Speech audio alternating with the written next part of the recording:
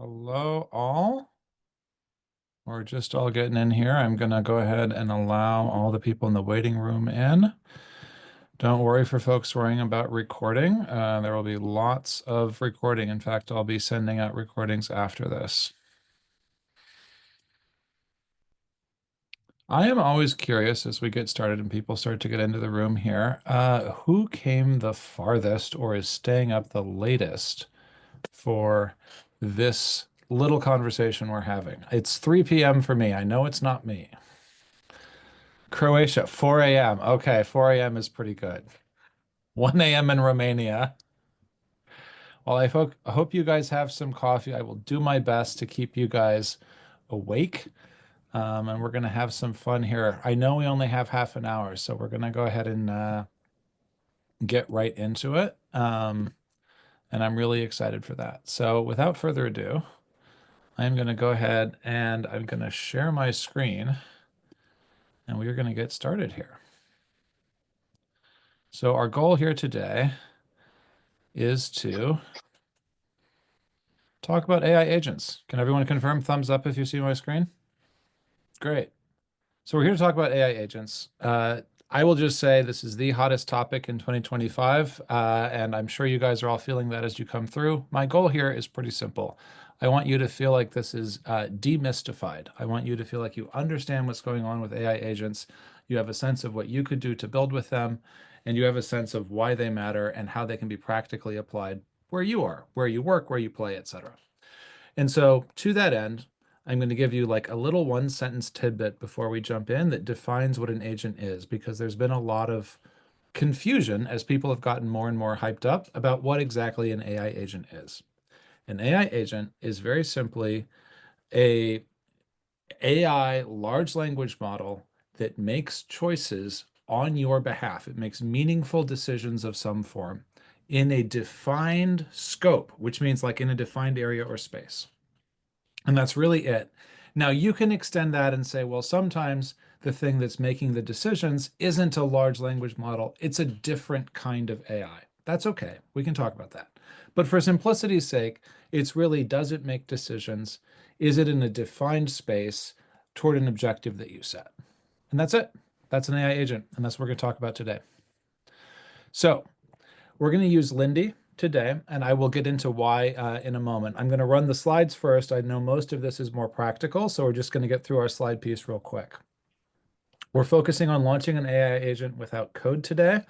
It's certainly possible. I actually explored multiple different ways to do it. I will showcase a couple of them as I go through and then show you why I picked Lindy for this demo, because I want you to have a sense of the range of the space. Lindy is really handy because it puts you right into a focus on the outcome you're driving. You can see in the screenshot here, hey, I want to take notes in a meeting. I can just go right there and the template is right there and it's super easy. Other tools that work really well don't necessarily have that ease of onboarding. And so those pre-built templates are super helpful. I will also say that workflow design is super intuitive. This is something that is a larger blueprint for agent design. You want to think of it as every agent has a trigger of some form, every agent has something that it thinks about or decides, and then every agent makes a choice. An example that is certainly beyond the scope of what we're going to build today would be, let's say you're building an AI agent for customer support. And what you want to know is, should the customer support rep that's on the phone with the customer issue a refund? And so the AI agent's job is to listen to the call and to look at the policies that you have for refunds, to look at the customer's purchase history, and to make an intelligent recommendation as to whether in this situation the customer should have a refund. The trigger incoming is the customer call. The thinking is what happens when the agent thinks about all of that material I just named, and then the action is the recommendation on yes or no. Should I refund? Should I not? You can get every single agent into those three buckets. And when you build systems of agents in more sophisticated environments, you can actually build them so that they are cascading off of each other. So if I were to build an agent system that is asking for an overall assessment of what I should pack when I go to a new city, one of the sub agents might be checking the weather. And that subagent could be triggered when the master agent says, okay, I'm building a packing list, I should check what the weather is like in Chicago in May. And then it would go and like look and see. And so this principle scales. It scales not just for individual agents, but it scales up into chains of agents. Optimize and iterate. So one of the things I really appreciate about Lindy is that it makes it very easy to mess with things and change them. You have a chat window here that I am showing. I will also show you when I get in there that you can look at the flow editor and you can edit the flow directly if you so choose. And it's also very easy to version. So you can try something and then you can roll it back, and that makes it really intuitive. One of the things we talk about when we talk about agents that are more than just personal agents, agents that would be built for like the customer success use case that I talked about, where hundreds of calls a day might be coming in, you need what we would call evals. You need tests, you need evaluations that enable you to see if the agent is doing a good job or not. And so it's really, really important in these situations to have the ability to test and see if it works and then roll back or roll forward. As an individual, as a person, you know intuitively it either works or it doesn't for you, but you need to scale that understanding when you work at a larger scale on a whole team or rolling out a service across a whole business, et cetera. And so one of the things that I want to call out is that you have what is essentially a small version of that here in Lindy, and the larger version is something that you can address through more complex tooling. Last but not least, Lindy is surprisingly scalable. You can do a bunch of parallel agents. You'll see some of mine when I hop into the tool. It absolutely can clone itself, so it's easier to do repetitive outreach. And it does make it really easy to drag and drop and build new ones. These are the slides I've prepared before I get into some of the demo stuff. I know we don't have a ton of time, but this is your chance to ask a question on the slides. I'm going to leave room for about 2 questions, and then we're going to keep moving into the rest of the demo. So 2 questions. Anyone have a question? You can just go ahead and raise your hand if you have one, and if not, we will keep moving. And I cannot see the chat, so if you have questions in the chat, you will have to unmute yourself. I am looking at a screen. Yes, Sandy, go ahead. Is it reasonable to think of these AI agent groups like microsystem architecture, where each one is doing a different part for the final outcome? That's not a bad way to think about it. A lot of the way we think about agents ladders up to something like microsystem architecture, except that we have the added complexity if there's a large language model in the middle where there can be probabilistic decision making effectively. So that gives it a little extra flavor and fun, but it's kind of the same concept. Does that help? Perfect. Thank you. Mm-hmm. One more question. Anybody want to be brave? I don't bite.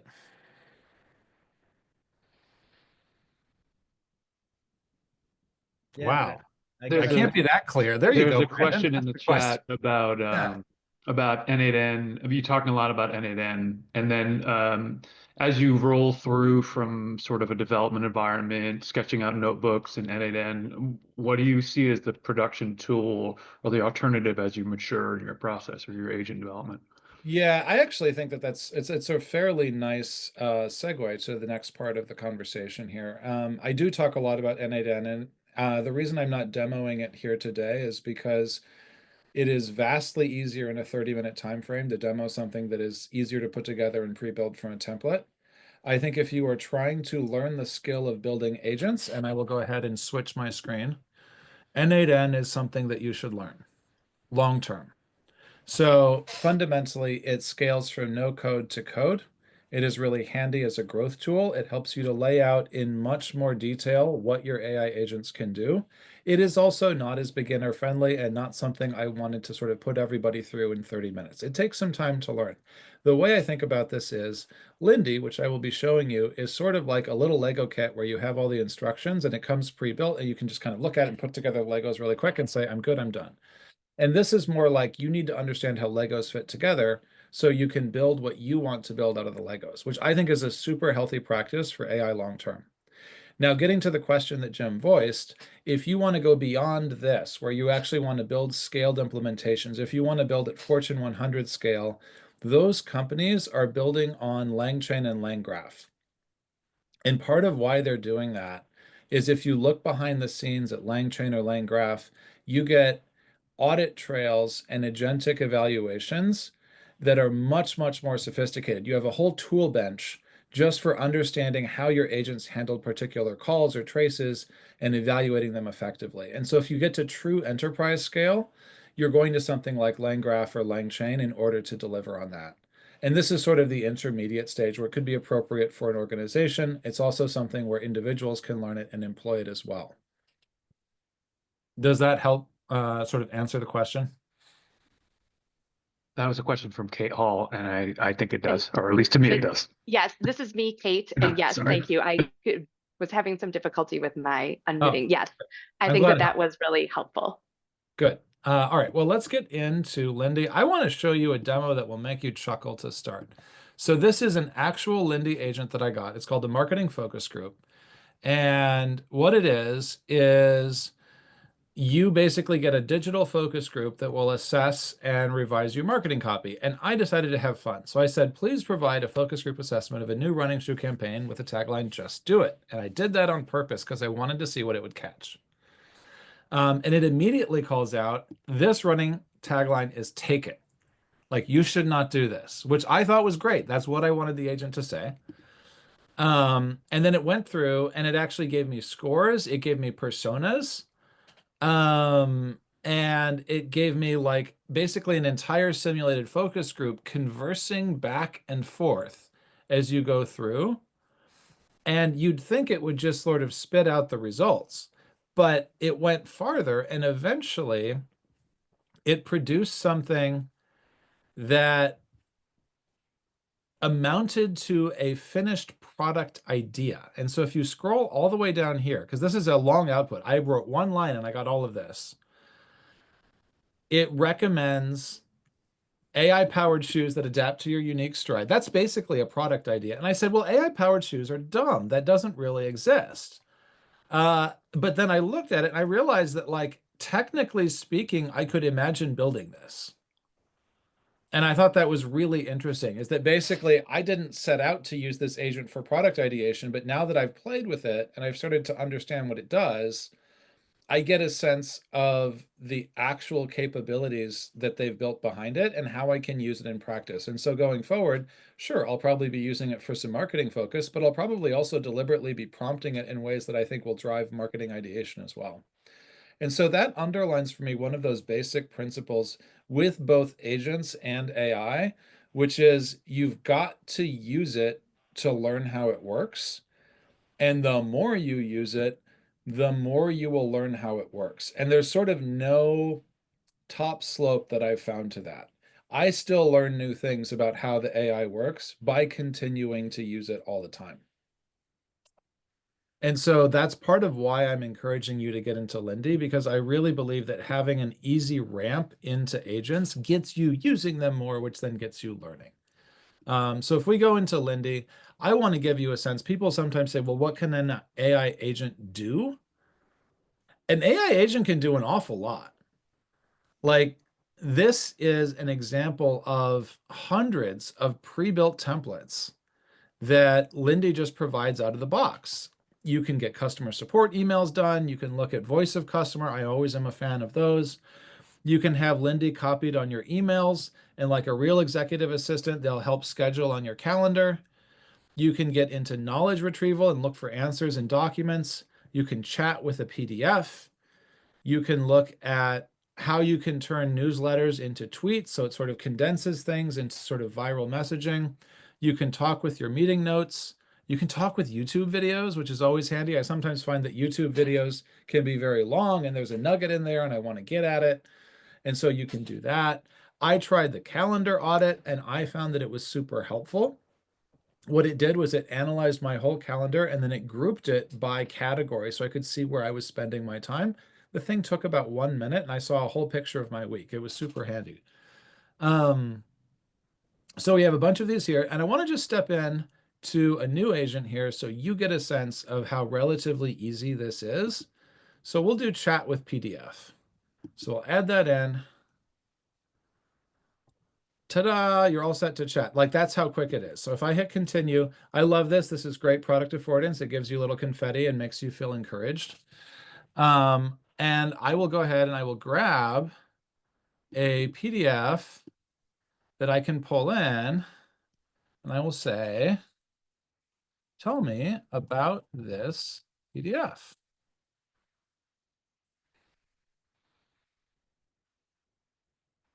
And this is an actual ArcSiv autonomous AI agent PDF. And so I thought, why not pick something on brand and about AI agents for us to interrogate here? And here it is. It's giving me the paper points out of this. This is a widely cited AI agent paper, so I thought it was worth diving in a bit. It talks about how Agent Q uses Monte Carlo tree search to improve agent performance. What's Monte Carlo tree search? Let's just sort of follow our curiosity.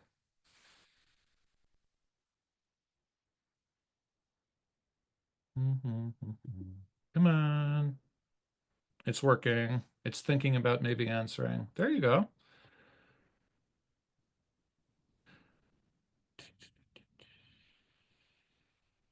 Yeah, it's explaining how to use it. It's giving you the math. It's giving you an expansion. It's giving you how it works in detail. So basically, it doesn't have to be a scientific paper, but I will say one of the things that is really complicated right now is that a lot of the really interesting work in AI is coming out in these super dense PDFs like this, and it can be difficult to keep up. It can be difficult to follow. And so having a handy agent like this that allows me to just sort of chat with a PDF and get a sense of what's going on is really, really helpful. Another one that I found helpful, and this is again around sort of the theme of saving time, I can basically add podcasts that I wanted to follow, and it will trigger every single week, and it will give me a summary of the podcast episodes the prior week. So Claire started a new podcast yesterday. It added her in. It found out that she didn't have a recent episode because it was brand new. And it just added her in and said that it would check for it every week. CXO Talk is a much more established podcast. And so I added that one in, and it actually went through and it said, okay, I found it. I also found a recent podcast. Let me automatically transcribe it for you. And so I got notes on how it worked. It happened to be all about AI agents. And I swear I don't always plan these things. It's just like in the water. And I got to see like basically a readout that takes me, I want to say it take me about 3 minutes to like scan through this. And that's much faster than working through the whole podcast. And I can get a sense of what they talked about and dive in if I want to. So there's lots of ways to do this. I think the exciting thing for me is that you can find ways to use these agents that aren't necessarily expected. So as an example of that, if you are looking for talent in this market, you might want to effectively use an agent like a lead generator. Now, traditionally, that would be a sales agent, right? Where you find leads and you want to sell to them. Well, in this case, I actually wanted to find candidates and see if I could use it a different way because it's effectively a search. And so I went over here and I basically said, okay, let me find, it gave me an example. Okay, let me find some senior PMs based in Chicago. Let's see what goes on here. It tells me that it met the condition. It tells me that it can perform the search. It then does the search. It creates a list. It asks me to connect my Google account, and it produces the list in a Google Sheet, but also prints it here. I did check. These are real people. They're not hallucinated. And I think that's pretty cool. I think one of the things that I would call out is that you can look at it and run this entire AI agent thing without ever seeing the flow. But you can go to the flow if you want. And so most products that talk about agents, they put you right in here. Like if you went back to N8N, you'll recall that we talked a lot about like agents and flow building, and on their homepage, they have something like this. They have this whole flow that you go through, right? Like you can look at it. Here's your whole flow, right? Like build this whole flow. Well, that's all in here. You actually can zoom in and you can see the if statements. You can see the sort of how it's building it. You can see the tasks that it's doing. You can edit the task. You have the little bullet here. You can add a node if you want to make it more complicated, but you don't have to because they pre-built it for you. And so as a product person, I love this because it means that they have taken real complexity, they've made it transparent so you know it's there and you can touch it if you want, but they've made it so you don't have to. They've just stuck it behind a little screen there so you can look at the outcome and focus on what you want to accomplish. And I think that that's a lovely piece of product that I haven't seen done well in a lot of other cases. And I think it does make iterating much, much easier. All right, I've talked a lot. I want to see if there are any questions. I see that chat filling up, so I suspect there are. Yes, David, go for it. Hey, Nate, love your TikTok channel. Great stuff that you put out there. Cool. Thank you for doing it. I'm just curious about what LLM is underlying Lindy. Are we talking to GPTs, someone else? What's the transparency on which LLMs you're interacting with? That's a great question. You can look it up in their documentation. I don't think I'm going to do it here, but they will tell you a little bit about what they're using, and they will obscure some of what they're using. And part of the reason for that is not just to be mean and nasty. It's partly because LLMs are changing so fast that it's really difficult to be current because the next model drops and changes the token cost curve a week later.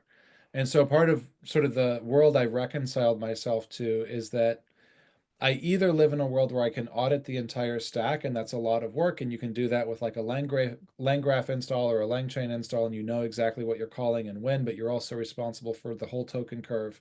Or you can live in a world where you get a lot more convenience, but you trade down some of that transparency potentially. Verity, I think you're next. Hi, Nate. Thank you for running this. It's been awesome.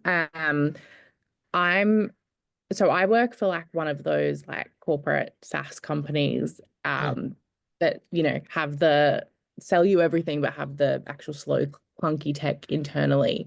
And so I've been trying to figure out a way to like optimize the way that I work. And I think this looks awesome, but I'm also kind of curious as to how you would see potentially something like Lindy, like I'm kind of trying to reconcile, like how could I build this, use this, probably pay for this myself, but then like I might need to connect in with systems to give it the right information, like a CRM or the customer service tool. Like, do you see a world where I guess I as an individual contributor can leverage these tools as an individual without kind of needing to integrate to those systems that we use? People are doing this in all kinds of ways. I will say, like, it depends on sort of the responsibility of the system. I believe Lindy is SOC 2 compliant. So if you're looking at security from that perspective, like they've passed their pen tests and they're sort of a responsible citizen in that regard. I think that the way people deal with the data problem is a function of, frankly, the degree of need they have to speed up their work, the slowness of the organization around them, and their willingness to do whatever it takes to go a little bit faster. And so I've seen people go as far as taking pictures of their screen at work and like extracting the text through an OCR and like pulling it in that way. I've seen people who will just sort of pull stuff into a Slack and use the Slack as a copy paste and pull that out. So it's clunky, but people are finding ways to do it because the benefits are so high. And I think it's really interesting how that benefit calculus has changed the way we work in the last, call it a year and a half. I was telling a friend, like I used to spend a lot of time composing text, and now I spend a lot of time complaining about the fact that I'm volleying text back and forth, but I wouldn't go back. Like it's a net benefit to me to do what I'm doing. Yeah.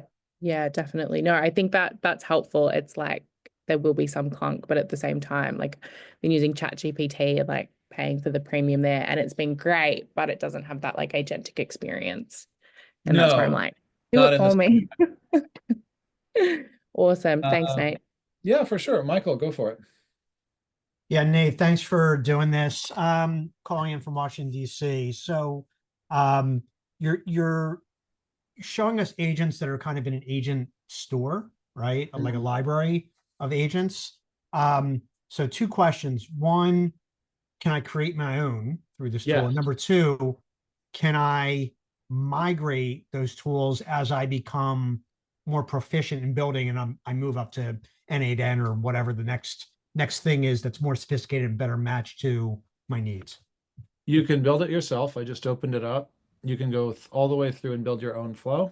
And actually the Lindy team is really good. They will actually set a call up with you to build you a custom agent yourself.